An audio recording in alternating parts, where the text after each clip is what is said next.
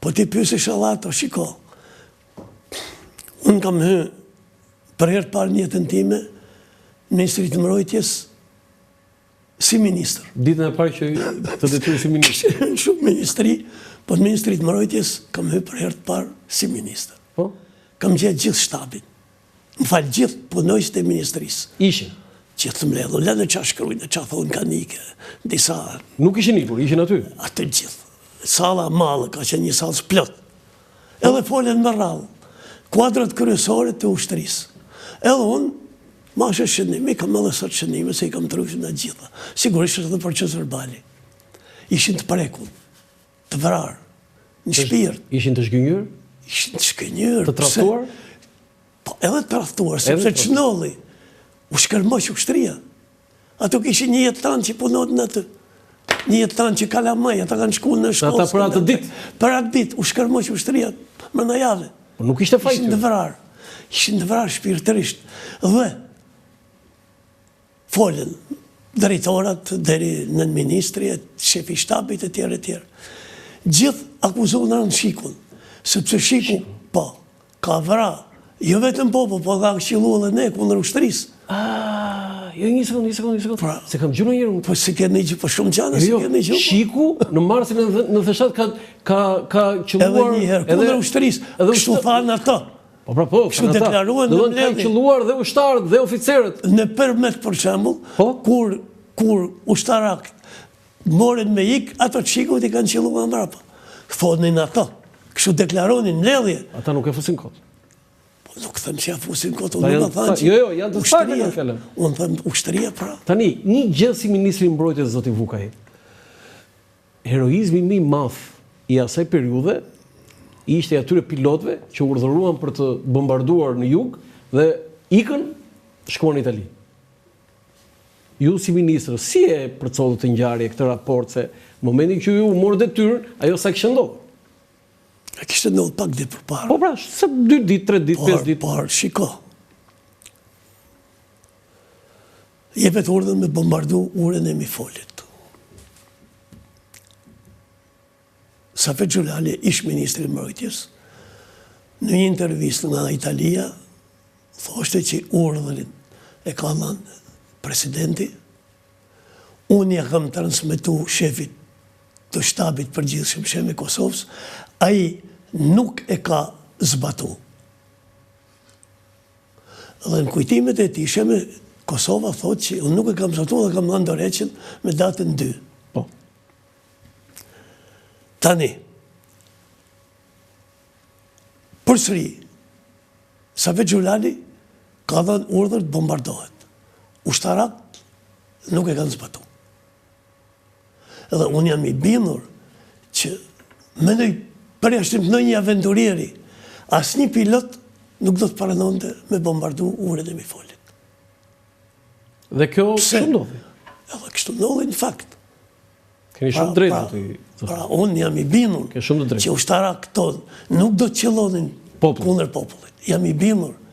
I qua në më i këne nuk, me përjashtim në një aventurierit, në një rrugaqit. Gjithmonë gjinën. Por ushtria, ushtarak, oficerët kundër popullit nuk do të. Po të lexosh planin e luftimeve, është i llahtarshëm plani. Unë e kam botu, e kam gjetë mas shumë vitesh në arkivin e forcave të armatosura. Në atë kohë, vetëm qarkullë dhe llafe që ekziston, por sigurisht unë nuk e kam... Plani luftimeve për sulmuar jugun? Po. Ku që hartoj? është pa firmë. Pa firmë? Pa firma. Vetëm shtabi i operacionit. Kështu është me harta, me hollësi do të sulmuar. A i planifikonte detajt për të sulmuar të gjitha zonat? Me hollësi, deri dhe listat e njerëzve që do të pushkatoshin. Deri përdorimi i landëve helmuse që me konvent ndërkombëtar është ndaluar. është ndalume. Po, nëzori zoti Rakipi dhe u tallën. Nuk e di kush e ka nxjerr, por edhe një herë. Dhe lista e personave që do ekzekutojnë. Kartohen listat që do të eliminohen. Ishin listat aty? Ja, plani ishte qartojnë listat që të ekzekutoheshin persona. Eliminoheshin. Të eliminoheshin. Po personat çfarë profesionin këta? Këto që kishin ngrit krye kundër rebelët. Po. Jo vetëm rebelët. Kush janë personat? Po hajde më rrevesh tash se. Nuk janë me emra. Ua. Kjo është e vërteta. Do të thënë, ju jeni i pari ministri i mbrojtjes që keni marrë detyrën kur nuk ishte ushtri. Ushtria ishte, shiko. Nuk ishte ushtri tani. S'kishte ushtri. Nuk kishte ushtri. Ne kishim detyrë në atë kohë. Edhe Gërralla, ministri i pari mbrojtjes. 1912. I kishte ca ushtarak aty. Shiko, me njëherë, me 13 mars, unë kam ba një thirrje ndër televizionin shqiptar, atë dhe unë rrezik. Po, ju kujtoj shumë mirë. Të nesërmen, oborri i ministrisë dhe salla janë mbush plot me oficerat liruar, që shprehnin nga dishmenin, shkojnë ku të ketë nevojë atë dheu, në repartet ku kanë qenë, apo ku të ketë nevojë. Dhe unë nuk e kam zgjatë sepse në vendet ku keni qenë. Dhe ka pas prej atyne edhe oficera madhor që kanë shku kanë bën punën e erojes. Që kanë shku, kanë dalë me mbledh rrugash, materialet ushtarake që ishin hellë në Gravici. Çfarë ishte kjo ndjenjë? Kjo ishte një patriotike. Këto ishin oficer ardhëtar, nuk ishin... Shiko, këto duhen... Nuk ishin interes? Ata ishin shpit vetë, ata në gjuhën darkë. Lajmet, nesër me në mjes, unë flashin ministri, kur jam qu, o borri plot në thonë. A kanë marrë në i vlerësim këta njerëz që... Fatkeqësisht, ja. Fatkeqësisht. Ky është një akt që për Shqipërinë është rrallë. Nuk kanë pushu, nuk pushon dhe zyra, ish oficera. Përfshi madhor. Gjitha kategorive. Të larguar nga puna? Edhe ishtë burgosët, kosët dhe vërhoqët. Që nga Sadik Bekteshi, që më kanë arë në zyrë, më kanë dhënë këshilla. Për mirë. Se dhatë një emër, më thuni disa emër. Që nga edhe një herë, pra... Sadik Bekteshi? Që nga Sadik Bekteshi, Ramon Përdhaku, pa fol për oficera që ishin deri në fund. Do dhe Ramon Përdhaku të ka rrëzir? Po, në atyre kam njoftë. Seriosisht, në kuptimin e mirë, më mjefshin këshilla. So në ishe civil, nuk... Po, sigurisht, ju ishe politikan. Pra kam fjallin të patriotizmi i këtyre njerëzve. Dhe e bënë me shpirt. Edhe sot kam në shpi 10 letra të asaj kohë që më qodin oficera apo njerëz nga 4 ande e Shqipërisë. Shumë emocionuese është. Mirë, pra, kjo është realiteti. Këta e njerëzit tonë. Pavarësisht pastaj, kur vjen puna me njëri tjetër në zi, me shami. Mirë, ajo që është tjetër, por kjo është një akt. Kjo është realiteti. Kjo është e vërtetë. Më dha disa gjëra, sidomos ky plani për bombardimin që ju e keni gjetur, po pa firmë, ëh? Është pa firmë. Që nga me hile. Po me hile janë ba shumë gjana të këne, edhe vazhdojnë me ba shumë gjana. Shumë gjana. Tani, kemi disa fotografi dhe do ta ndërthurim edhe setin e pyetjeve. Këtu jeni me Boris Jelcin, presidentin e Rusisë, paraarsin e Putinit. Putinin e takuat? E kam taku njëherë një pritje. Sepse kredencialit e kam dorëzu këti. Po atëre që ishe Putini? President, kur e kam taku një pritje. Kur ishe president Putini? Po. Ishte thjesht dorit një pritje kaq. Një pritje? Si të duk? Shiko. Unë kam përkthy në Shqip kujtimet e Çernomyrdinit dhe Talbotit. Përfaqësuesit Çernomyrdini, ish kryeministri i Rusisë. Dhe Talboti përfaqësuesi i Clintonit. Kur Clintoni e pa ngusht se NATO fillon me Helviskla për bombardime, italian të disa tjerë. Me që kishtë marrëdhënie shumë të mira me Jelcinin, ju drejtu Jelcinit, caktojmë 2 përfaqësues për të zgjidhur të problem. Dhe Jelcini caktoi Çernomyrdinin, jo diplomat, inxhinier me profesion, po njëri shumë praktik, dhe ai caktoi Talbotin, specialisti më i mirë për Rusin i klanit të Clintonit. Dhe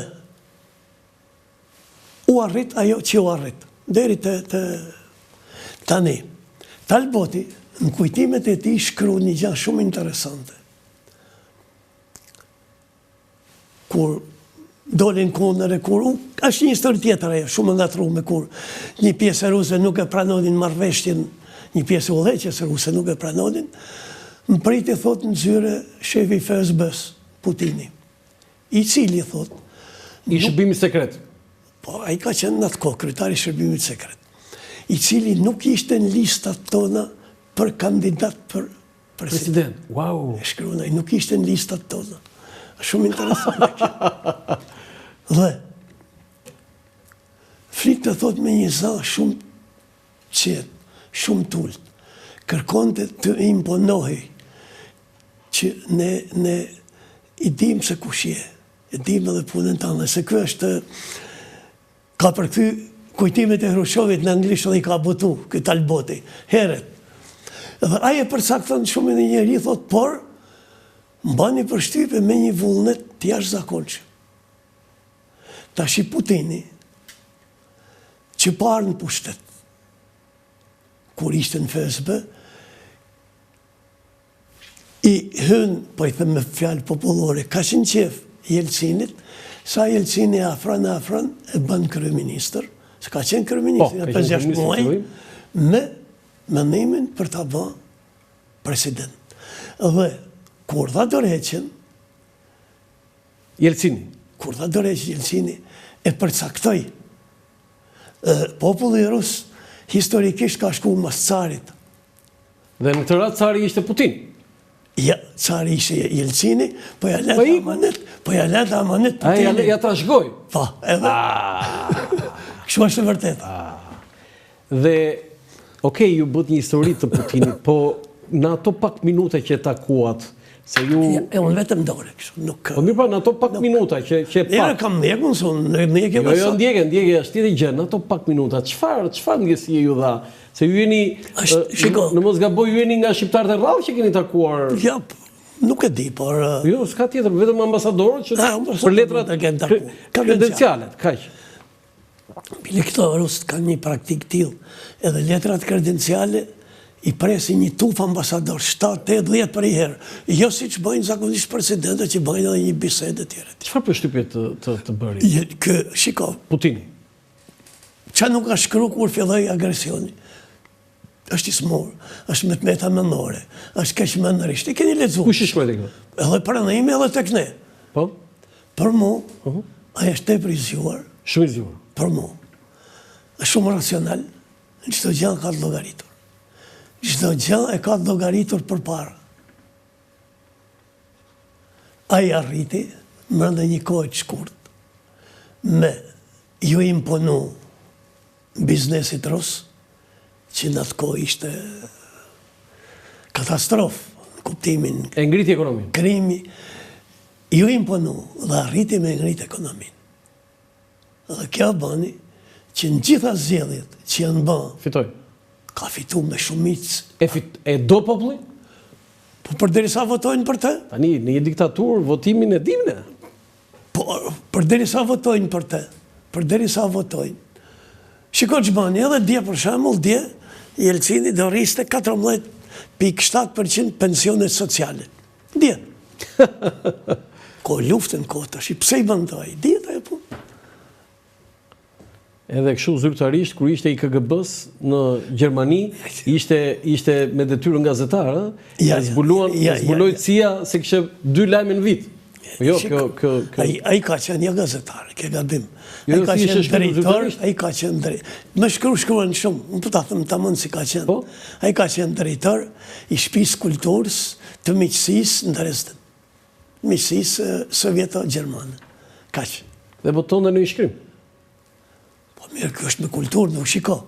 Kjo nuk është marrë kështu. Kjo është popull. Nuk është as i shtresave të larta, as i shtresave të larta kam parasysh politike, djali i këtij apo nipi i këtij.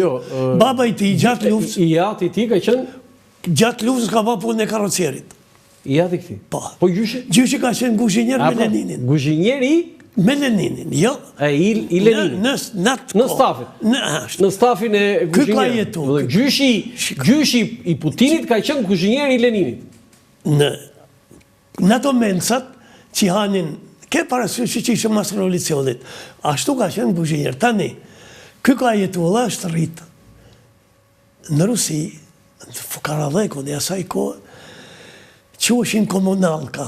5-6 familje jetonin një katë, ku se cili kishte një nga një dhomë, se cila familje, me banjot përbashkë, me kushinë përbashkë. Kjo është rritë në atë ambjent, dherë 21-22 vjeqë. Në atë ambjent është rritë. Pra nuk është i rritën me kështu. Boris Jelcin, shkurtimisht, që u la për shtypet? Qa vëndi ka zënë histori?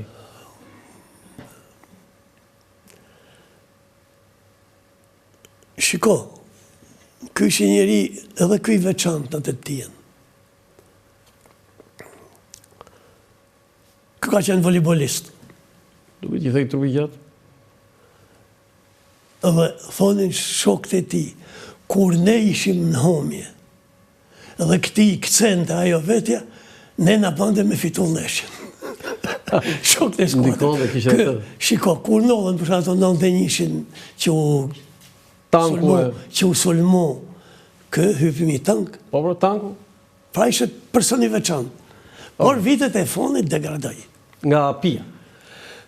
Anë shletësore, me pipite shumë. Pinte, shumë. Vodka. Po nuk po them, por shleti u lollë në. Ishte, për shumë maj mëllën kur kam shku në korrik të 98-ës, deri në 10 orë nuk në ka prit me dorëzu kredencialit. Edhe u banja 15 apo 16 ambasador, në bani bashkë. Edhe më takoj mu të parit, se si mas kosi kishte shku, kush kishte shku. Kush ishte përdorë. Foto tjetër.